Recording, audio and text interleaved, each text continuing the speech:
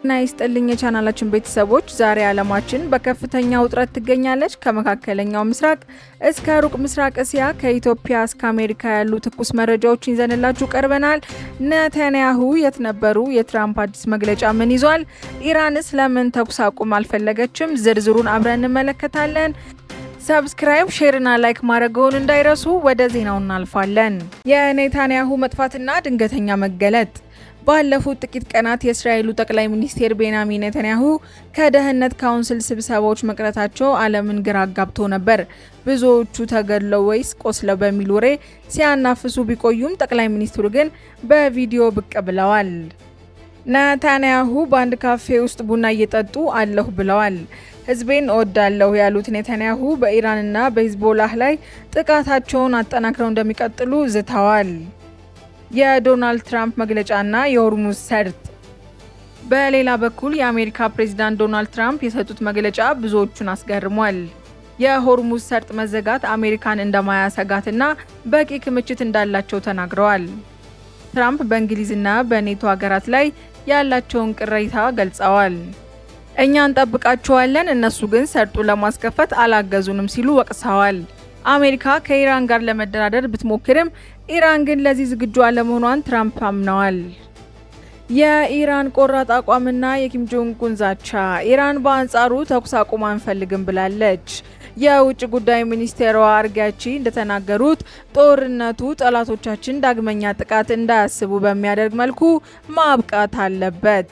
እንዲያውም በቀጠናው ባሉ የአሜሪካ ፋብሪካዎች ላይ ጥቃት ለመሰንዘር እያሰቡ መሆኑን ፍንጭ ሰጥተዋል። በተመሳሳይ የሰሜን ኮሪያው መሪ ኪም ጆንግ ኡን ለትራምፕ ጠንካራ ምላሽ ሰጥተዋል። አሜሪካ ኢራንን የምትወጋው አቅም እንደሌላት ስታውቅ ነው፣ እኛን ግን አትደፍርም ያሉ ሲሆን መላ አሜሪካን በአንድ ሚሳኤል ማጥፋት እንደሚችሉ ዳግም ዝተዋል።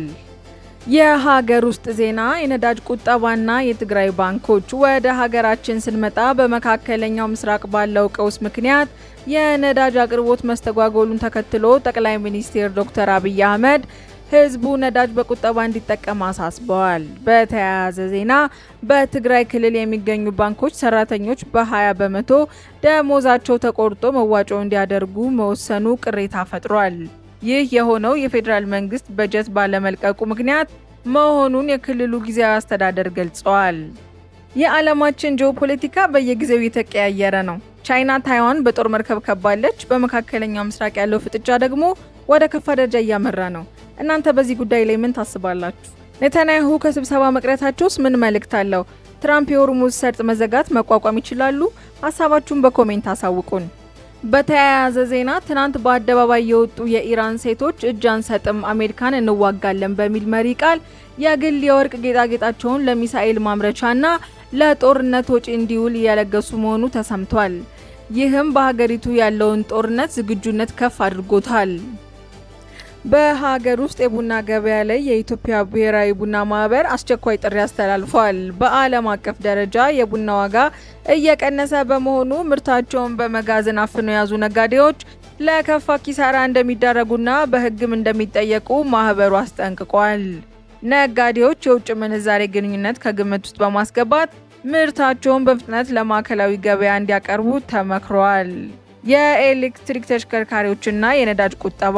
የትራንስፖርትና ሎጂስቲክስ ሚኒስቴር ባወጣው መግለጫ ኢትዮጵያ ከነዳጅ ጥገኝነት ለመላቀቅ ሰፊ ስራዎች እየተሰሩ መሆኑን አስታውቋል። በተለይም የመንግስት ተሽከርካሪዎች ሙሉ በሙሉ ወደ ኤሌክትሪክ እንዲቀየሩ፣ አጫጭር ጉዞዎች በእግርና በብስክሌት እንዲደረጉ እንዲሁም የጋራ ትራንስፖርት አጠቃቀም እንዲያድግ ጥሪ አቅርበዋል። ይህ በዓለም አቀፍ የነዳጅ ዋጋ መናጋት የሚያመጣው ጫና ለመቋቋም ያለመ ነው። በካቡል የደረሰ አሰቃቂ ጥቃት። በአፍጋኒስታን ዋና ከተማ ካቡል በሚገኙ የሱሰኞች ማገገሚያ ሆስፒታል ላይ ፓኪስታን በፈጸመችው የአየር ጥቃት ቢያንስ 400 ሰዎች መገደላቸው ተሰምቷል። ተቋሙ በእሳት በመቃጠሉ የሟቾች ቁጥር ሊጨምር እንደሚችልና በርካቶች መቁሰላቸው ተገልጿል። ፓኪስታን በበኩሏ ሲቪሊያኖች ኢላማ አላደረኩም ስትል ማስተባበያ ሰጣለች። አድማጭ ተመልካቾቻችን የተከታተላችሁን ስለሆነ ከልብ እያመሰገንን ሳብስክራይብ፣ ላይክ እና ኮሜንት ማድረግዎ እንዳይረሱ። አሁን የደረሰን ሰበር ዜና አለ።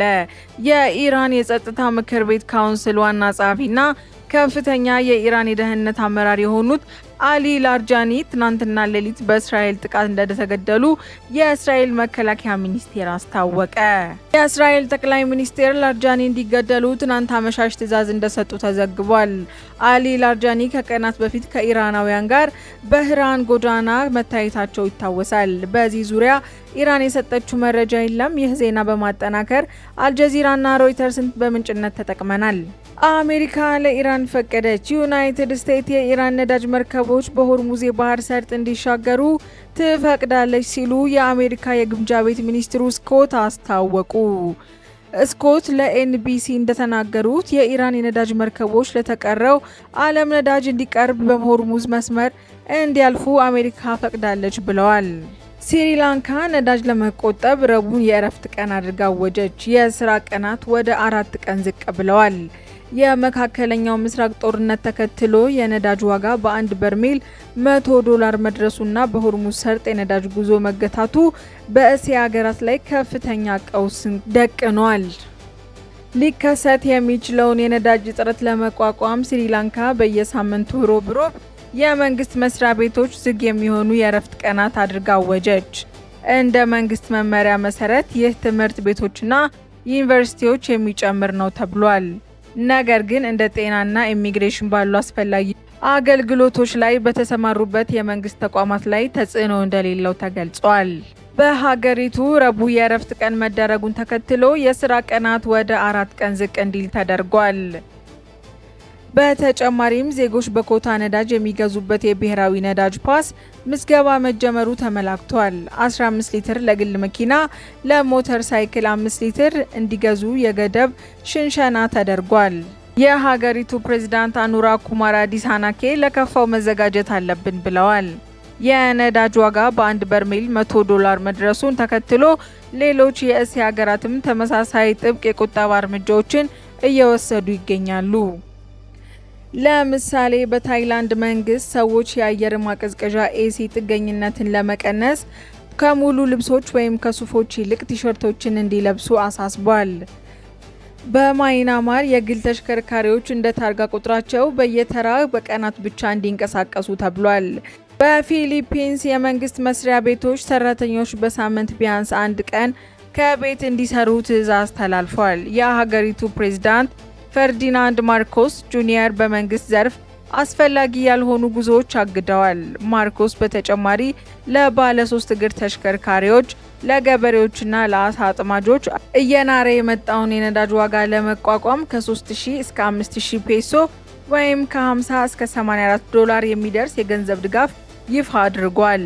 ቪየትናም ዜጎች ነዳጅ ለመቆጠብ ሲሉ ይበልጥ ቤታቸው እንዲቆዩ አጥብቃ እያበረታታች ትገኛለች። የሀገሪቱ መንግስትም ህዝብ ብስክሌት እንዲነዳ፣ መኪና በጋራ እንዲጠቀም፣ የህዝብ ትራንስፖርት እንዲጠቀምና አስፈላጊ ካልሆነ በስተቀር የግል ተሽከርካሪ አጠቃቀም እንዲገድቡ ጥሪ አቅርበዋል።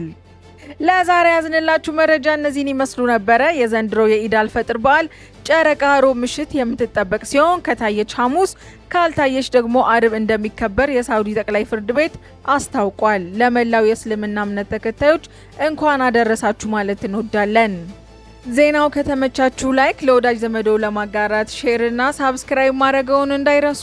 ስትከታተሉን ስለቆያችሁ ከልብ እናመሰግናለን። በሌላ ዜና እስከምንገናኝ ድረስ ቸር ሰንብቱልን።